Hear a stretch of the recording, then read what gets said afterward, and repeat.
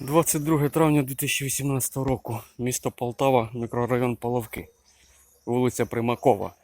Теперішня Юрія Тимошенка. Ще 1 вересня 2017 року у нас проводився ремонт дороги. Заїзди у двори позрізали і на сьогоднішній день нікому до них немає діла. Зараз покажу, в якому стані вони знаходяться. Вон, асфальт зрізаний. І отак воно все у нас робиться. Так само тротуар у нас робили. Зараз ми дійдемо до того місця, де 1 вересня його, до 1 вересня кинули. І він от в такому стані, як зараз я йду, знаходиться. Питання полягає в тому, чи коштів не хватило, чи асфальту не хватило, чи не хватило чогось іншого. І хто за цим дивиться, хто це контролює. І коли воно буде завершено до кінця.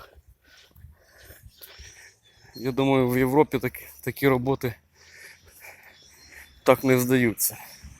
Зараз ми доходимо до нового ніби тротуару, який в вересні місяці 2017 року кинули серед тротуару.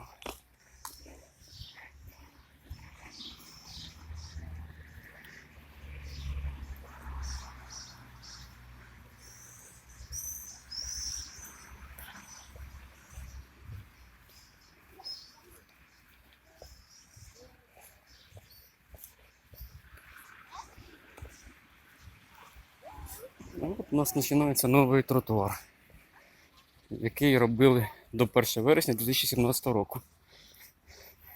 Тут вночі можна і перечепитися, і носа розбити, кажуть. І знову ж заїзд у двір. В першому випадку асфальт був вирізаний до межі будинку, в нашому випадку не до межі будинку, а просто так нам захотілося. Ну, така ситуація. Дякую за увагу.